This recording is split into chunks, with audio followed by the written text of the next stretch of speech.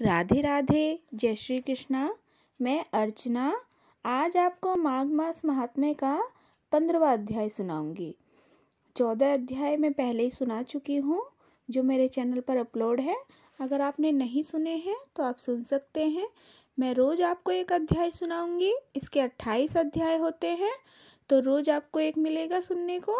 अगर आपको मेरी कथा अच्छी लगती है तो मेरी कथा को लाइक कीजिए, चैनल को सब्सक्राइब करिए, बेल आइकन प्रेस करिए ताकि आपको नोटिफिकेशन मिलती रहे।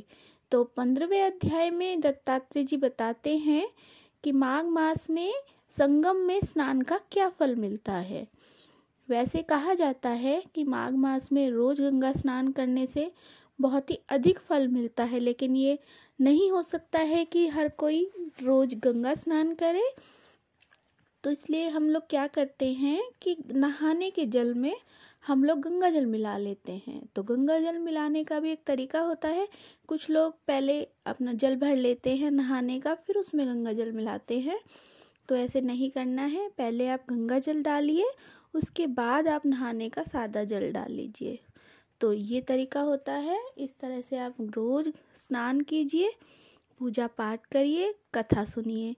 और जो लोग सुबह के समय कथा नहीं सुन सकते हैं, समय के अभाव में, वो किसी भी समय कथा सुन सकते हैं।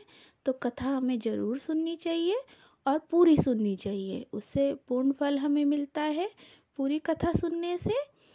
और जब भी कथा सुने, माघ मास महात्म्य ही नहीं, कोई भी हो, लेकिन हमें उसका हुंकारा भरना चाहिए। ये हम सुनते आए हैं पहले से ही, बचपन से। तो हमें हुंकारा भरने से पूर्ण फल मिलता है, कोई भी कथा हो। तो इस प्रकार हम लोग कथा आरंभ करते हैं। सारे संसार के कर्ता भगवान विष्णु, देवी सरस्वती जी के चरणों में नमस्कार करते हुए हम आज का माघ मास महात्म्य का 15वां अध्याय शुरू करते हैं। दत्तात्रेय जी कहने लगे, हे राजन, प्रजापति ने पापों के नाश के लिए प्रयाग तीर्थ की रचना की। सफ़ेद गंगा जी और काली यमुना जी के जल की धारा स्नान का महात्म्य भली प्रकार सुनो। जो इस संगम में माघ मास में स्नान करता है वह गर्भ योनि में नहीं आता। माघ मास में प्रयाग में स्नान करने से मनुष्य अच्छे भोगों को भोगकर ब्रह्मा को प्राप्त होता है। माघ मास तथा मकर के सूर्य जो प्रयाग में स्नान करता है, उसके पुण्यों की गिनती चित्रगुप्त भी नहीं कर सकता। 100 वर्ष तक निराहार रहकर जो पुण्य प्राप्त होता है, वही फल माघ मास में 3 प्रयाग में स्नान करने से होता है। जो फल 100 वर्ष तक योगाभ्यास करने से मिलता है, जैसे सर्प पुरानी कैचला को छोड़कर नया रूप ग्रहण कर लेता है, वैसे ही माघ मास में स्नान करने से मनुष्य पापों को छोड़कर स्वर्ग को प्राप्त होता है। परंतु यमुना के संगम में स्नान करने से हजारों गुना फल मिलता है। हे राजन, जिसको अमृत कहा है वह यह त्रिवेणी है। ब्रह्मा, शिव, रुद्र, आदित्य, मरुतगण, गंधर्व, लोकपाल, यक्ष, गुहाग्र, किन्नर, अणिमादि गुणों से सिद्ध तत्वज्ञानी ब्रह्माणी, पार्वती, लक्ष्मी, सची, नैना, दीति, अदिति, संपूर्ण देव पत्नियां तथा नागों की स्त्रियां,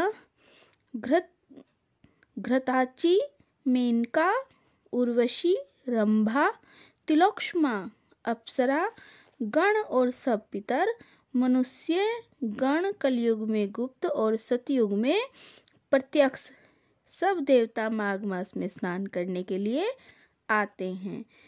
इन दिनों माघ मास में प्रयाग में स्नान करने से जो फल मिलता है वह ईश्वर ही कह सकता है। मनुष्य में कहने की शक्ति नहीं है। हजारों अश्वमेध करने से भी यह फल प्राप्त नहीं होता। पूर्ण समय में काचन मालिनी ने इस स्नान का फल राक्षस को दिया था और उससे वह पापी मुक्त हो गया था।